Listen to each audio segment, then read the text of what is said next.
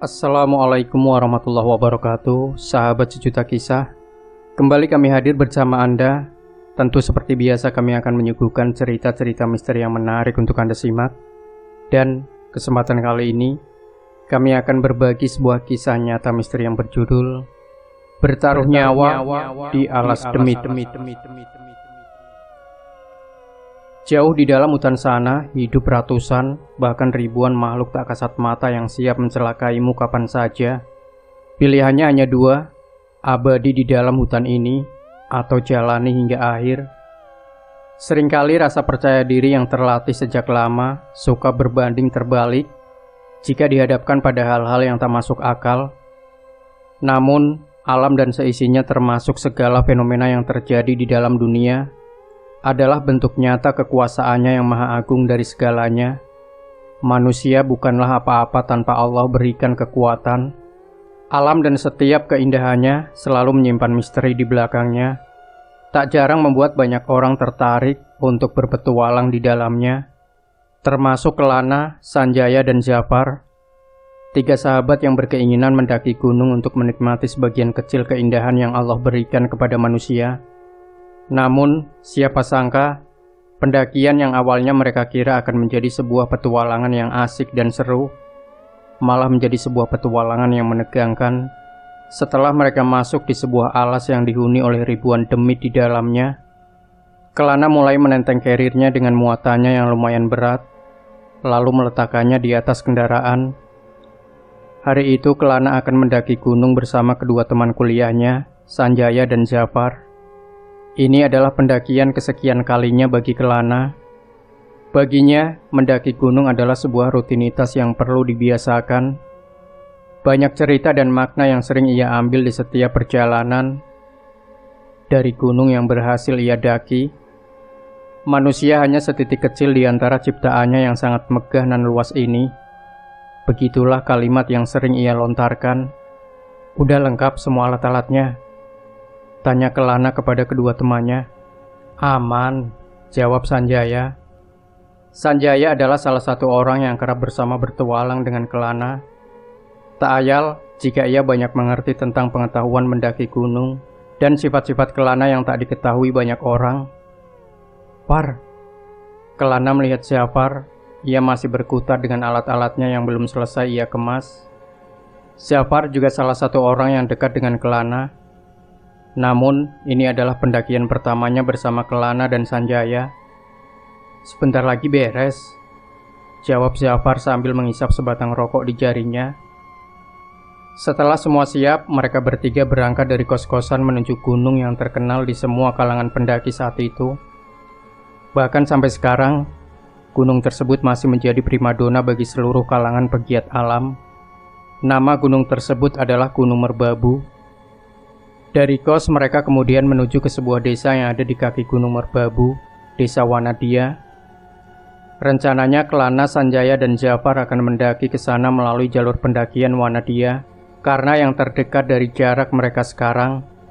Saat di tengah perjalanan, mereka sempatkan cari sarapan terlebih dulu di warung pinggir jalan raya yang mereka lewati. Tubuh yang lelah masih bisa mereka tahan, tapi jika perut sudah lapar, harus segera diisi oleh makanan. Logika tanpa logistik sama dengan anarkis. Begitulah kalimat populer di masyarakat. "Pada mau naik gunung kemana, Mas?" tanya ibu-ibu pemilik warung tersebut. Kalau tidak salah namanya Ibu Sarini. "Merbabu, Bu," jawab Kelana sambil tersenyum. "Kemarin 2 hari yang lalu baru saja ada pendaki yang tersesat, Mas. Waktu ditemukan sudah dalam keadaan meninggal," imbuhnya. Jafar tampak menghentikan suapan makanannya dan diam lumayan lama. "Apa iya, Bu?" tanya Kelana. "Iya, Mas. Panjenengan semua hati-hati saja. Apalagi cuaca masih tidak tentu begini. Kadang hujan, kadang panas, susah ditebak. Sudah bawa jas hujan semuanya kan? Tanya Bu Sarini. Aman cuy, tenang saja. Kita kan sudah nonton YouTube kemarin buat lihat referensi jalur pendakiannya, ucap Sanjaya seraya menenangkan. Singkat cerita, mereka bertiga kembali melanjutkan perjalanannya lagi.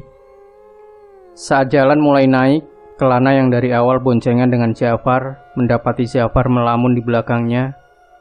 Melalui spion, Kelana memperhatikan Jafar yang dari tadi menatap tebing-tebing jurang di sebelah kanannya. Lihat apa, Par? Tanya Kelana. Jafar tak menggubris pertanyaannya. Ia terpaku dan melamun. Par, gertak Kelana. Lagi-lagi Jafar masih tak merespon gertakan Kelana. Hingga akhirnya Kelana menepikan kendaraannya dan Sanjaya yang berkendara di belakangnya pun mengikuti. Kok berhenti? Ada apa? Tanya Jafar tiba-tiba. Lah kamu tak panggil-panggil dari tadi, kenapa nggak jawab? Hah? Kapan? Kamu lihat apa sih? Enggak kok, aku nggak lihat apa-apa. Kelana menatap Jafar curiga. Wajahnya tampak berbeda seperti sedang menyembunyikan sesuatu dari Kelana dan Sanjaya. Kelana dan Jafar sedikit berdebat saat itu. Namun Jafar masih dengan jawabannya. Kelana kembali memacu kendaraannya yang tak lama lagi akan sampai di desa Wanadia. Selang 30 menit kemudian, akhirnya mereka bertiga sampai di rumah singgah bagi pendaki di desa Wanadia. Di setiap balik pohon, nyaris seluruhnya dihuni oleh puluhan atau bahkan lebih makhluk menakutkan. Assalamualaikum, sapa Kelana pada pemilik rumah. Waalaikumsalam warahmatullah. Monggo mas. Mau naik mas? Tanya bapak-bapak pemilik rumah basa-basi. Iya pak, tapi istirahat dulu sebentar. Bapak pemilik rumah pun mempersilahkan mereka duduk bersantai di atas karpet yang sudah ia sediakan untuk pendaki yang singgah di rumahnya. Setelah berkenalan, bapak pemilik rumah tersebut bernama Pak Teguh. Mau naik hari ini juga?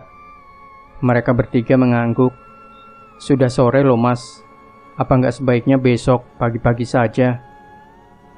Kelana tersenyum lantas menjawabnya. Enggak pak, sore ini juga. Oh alah, ya sudah mas, hati-hati ya mas. Di sini akhir-akhir ini sering hujan dan kadang disertai angin. Jenengan sudah bawa jas hujan, jaket dan sleeping bag? Sudah pak.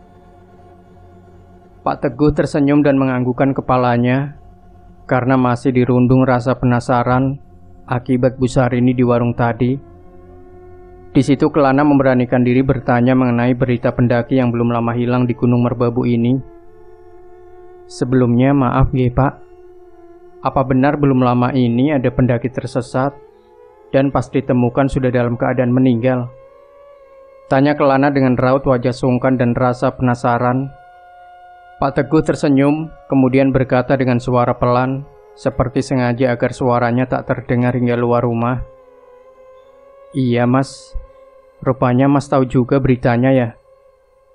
Pendaki yang hilang itu, dia mendaki lewat jalur ilegal mas. Tapi ditemukannya nggak jauh dari jalur Wanadia, ucap Pak Teguh. Kenapa kok bisa sampai meninggal ya pak? Sahut Jafar.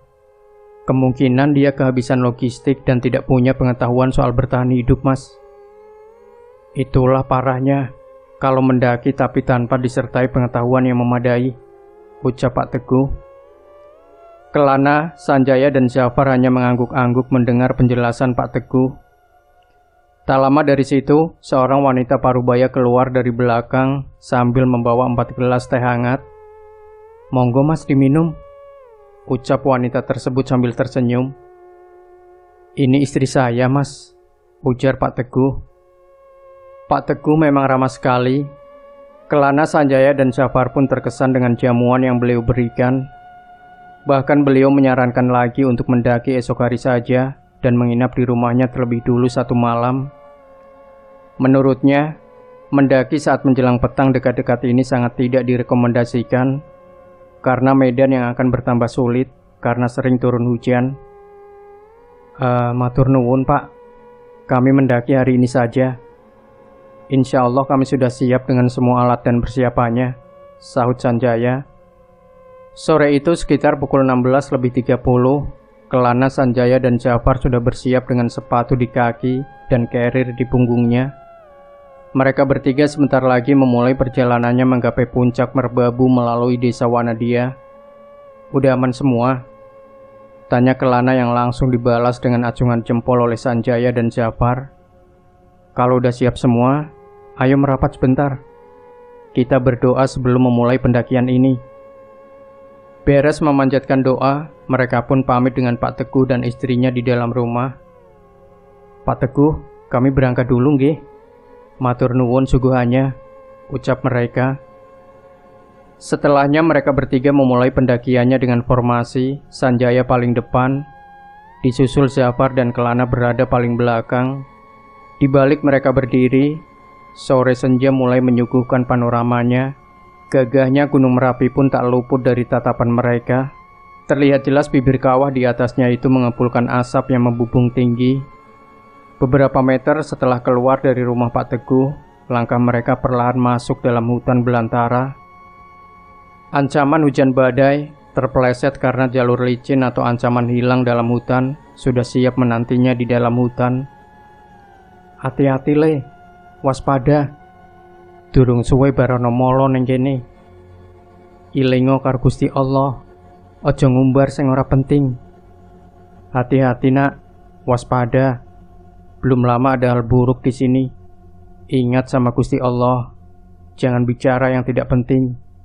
Teriak laki-laki parubaya yang tiba-tiba muncul dari bawah lereng. Siapakah? Tanya Kelana pada Sanjaya di depan. Enggak tahu, jawabnya. Nggih Pak, kami akan hati-hati. Teriak Jafar membalas perkataan bapak-bapak tadi.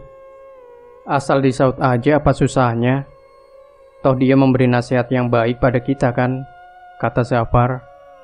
Cahaya senja perlahan hilang, berganti kegelapan yang menyelimuti hutan. Dan mereka bertiga di dalamnya. Senter di tangan dan kepala pun mulai mereka nyalakan untuk menelusuri belantara hutan saat itu. Di antara mereka bertiga, Jafarlah yang paling dini dalam pengalaman pendakian gunung. Sementara Kelana dan Sanjaya sudah kerap naik turun gunung bersama dari awal mereka kenal. Semakin ke atas, kemiringan jalur terlihat semakin curam. Di beberapa titik pun rintikan hujan mengiringi langkah mereka. Meski demikian, mereka belum mengenakan jas hujan yang mereka bawa karena intensitas airnya yang masih rendah. Di belakang Sanjaya dan Jafar, Kelana berjalan santai dengan tempo jalan yang biasa ia pakai.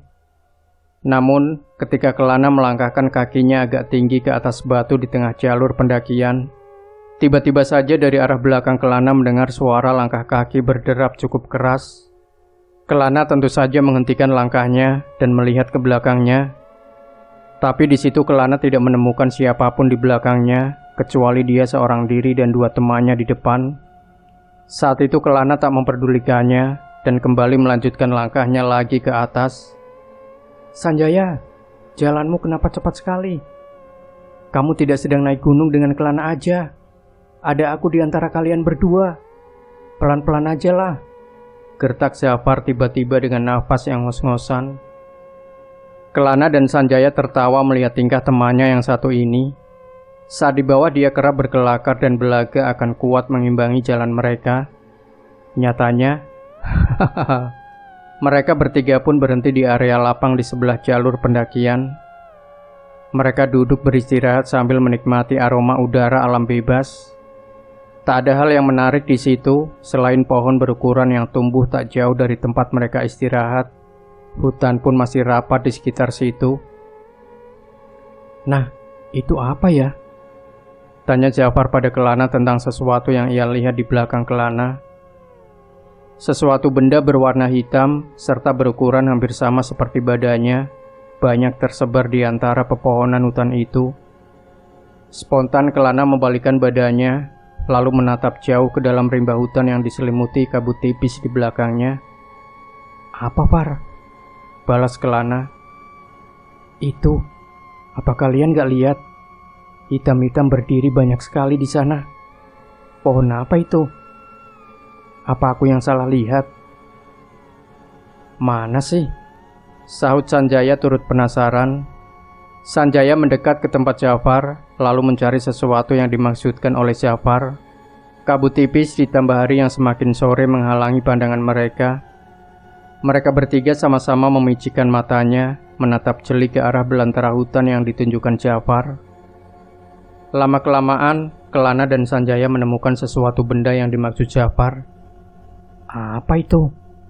Tanya mereka berdua. Namun, lama-kelamaan benda hitam yang dimaksud Jafar bergerak dan semakin terlihat wujudnya.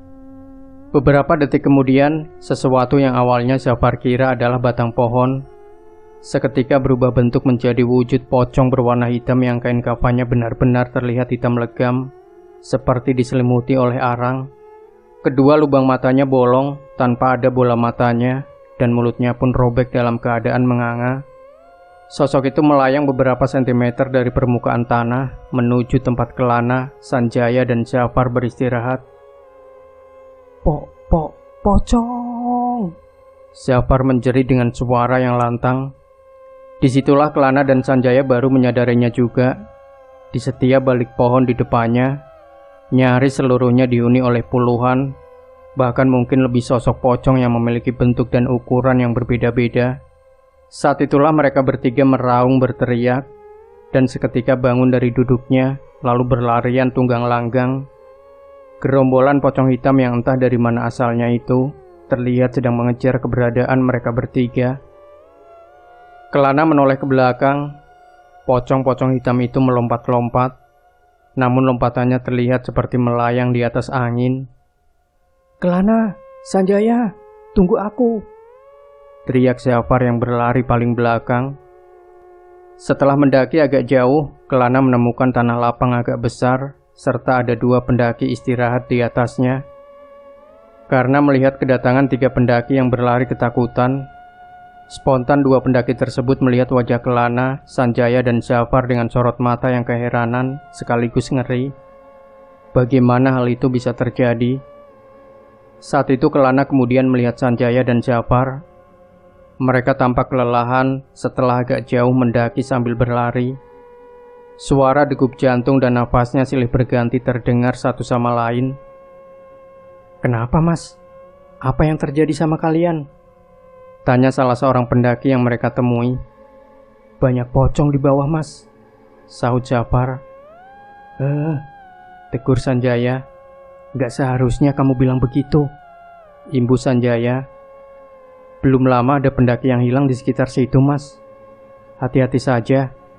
Apalagi yang mendaki sekarang hanya kalian bertiga saja, ujar pendaki tadi.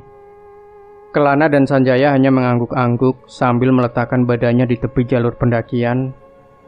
Anehnya, tak lama setelah itu, dua pendaki tadi meninggalkan mereka tanpa pamit dan wajah yang kaku. Mau lanjut, Mas? Tanya Kelana. Tapi keduanya tak menjawab pertanyaan Kelana. Dasar orang aneh, ketus Jafar. Biarkan saja, wong kita yang gak saling kenal. Wajahmu mirip penjahat kali, Far, ucap Sanjaya sambil tertawa. Kenapa kita ketemu hal begini sih? Apa emang gini kalau mendaki bareng kalian berdua? Tanya Jafar. Kalian sadar gak? Tanya Kelana. Kenapa pendaki tadi ngomong hanya kita bertiga yang mendaki hari ini? Lalu mereka siapa? Suasana seketika hening. Sanjaya dan Jafar hanya diam termangu mendengar perkataan Kelana. Suasana terasa semakin mencekam saat itu. Beberapa saat kemudian, Kelana kembali berdiri, lalu mengajak melanjutkan perjalanan lagi. Tapi hanya Sanjaya yang berdiri. Jafar masih duduk melamun, seperti sedang memikirkan sesuatu. Kamu mau tetap di sini aja, Far? Tanya Kelana yang sudah siap berjalan lagi. Gak yakin aku kalau begini. Mau turun lagi? Yakin. Di bawah banyak pocong-pocong tadi yang udah nungguin kamu, ucap Kelana menakut-nakuti. Atau mau masih tetap di sini? Bisa saja pocong-pocong tadi masih mengejar kita, dan sebentar lagi akan sampai di tempat ini, imbuh Kelana. Tutup mulutmu, Nah. Senang sekali kamu menakut-nakuti aku. Kamu kira aku takut? Balas Zafar. Iya, kata Kelana. Nah, itu tahu. Kalau sudah tahu aku penakut, gak usah mulutmu menakut-nakuti begitu, terang Zafar.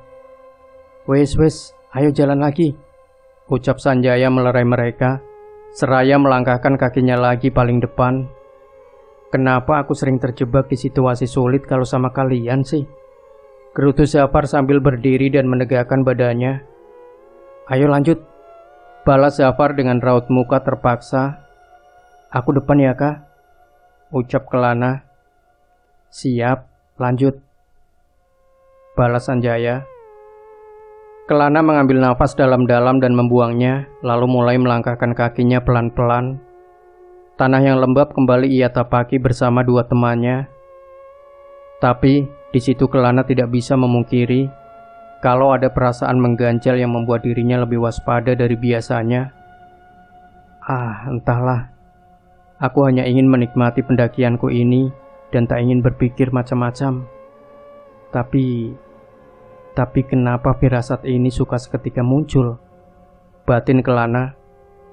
Suara adzan maghrib dari masjid milik warga di bawah kedengaran di telinga Kelana. Kelana menghentikan langkahnya, lalu mengajak Sanjaya dan Zafar berhenti sejenak sambil beristirahat.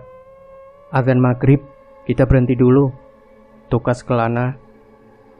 Langit berubah gelap sempurna seiring dengan adzan maghrib yang menggema. Jalur pendakian yang semula masih terlihat dengan mata telanjang, kini berubah menjadi hitam kegelapan. Hewan-hewan malam hutan pun kini mulai memperlihatkan eksistensinya. Kelana memimpin perjalanannya lagi, tatkala adzan sudah selesai berkumandang. Jalur pendakian di tahun itu jauh berbeda dengan sekarang yang sudah banyak rambu-rambu petunjuknya dan dapat dilihat dengan jelas. Hati-hati, Nah, jalannya sempit. Jangan sampai salah ambil jalan, tukas Zafar. Beberapa kali Kelana menghela nafas berat karena medan yang dilaluinya semakin berat dan menyusahkan. Suhu udaranya pun juga terasa semakin dingin. Tak lama setelah Zafar mengatakan itu, tiba-tiba terdengar suara-suara yang bukan berasal dari alam. Lebih tepatnya seperti suara kidung hajatan. Suaranya sayu beriringan dengan gelapnya malam. Ada suara hajatan ya? Apa iya kedengaran sampai sini? Tanya Kelana kepada kedua rekannya. Iya, aku juga dengar, jawab Zafar. Apa itu berasal dari desa di bawah? Kencang sekali suaranya, ujar Sanjaya. Udahlah, gak usah dihiraukan. Anggap aja suaranya dari bawah, gak usah dicari lagi, ucap Zafar yang sepertinya sudah ketakutan. Kelana berjalan lagi, sementara suara kidung itu masih selalu menyertai.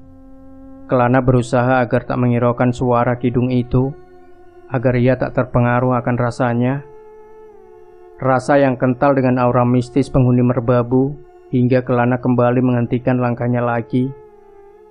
Di situ ia baru menyadari jika kakinya tak lagi menapak pada jalan setapak seperti sebelumnya.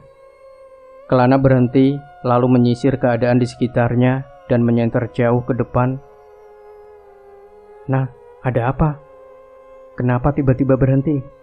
Tanya Zafar. Kelana masih diam, ia masih terlihat memeriksa keadaan di sekitarnya hingga membuat kedua temannya merasa curiga. Kenapa sih? Tanya Sanjaya. Coba lihat ke tanah, lalu lihat di sekitar kita. Apa benar ini jalur pendakian? Tanya Kelana. Spontan Zafar dan Sanjaya pun melakukan apa yang dikatakan oleh Kelana. Mereka berdua kemudian memeriksa keadaan di sekitarnya. Iya ya, kenapa kita ada di sini? Seperti bukan jalur pendakian. Tukas Sanjaya, ia pun baru menyadarinya.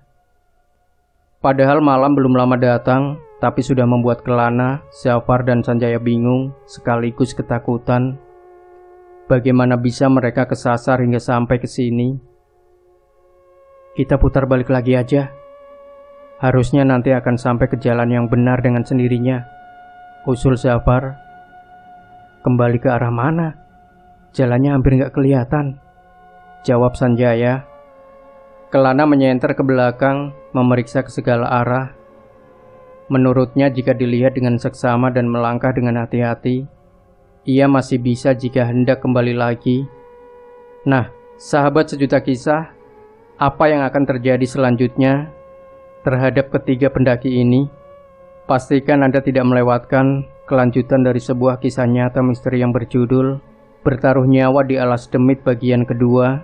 Jangan lupa berikan komentar Anda, like, share video ini, subscribe channel Sejuta Kisah, dan kembali nantikan cerita-cerita misteri terbaru dari kami. Wassalamualaikum warahmatullahi wabarakatuh.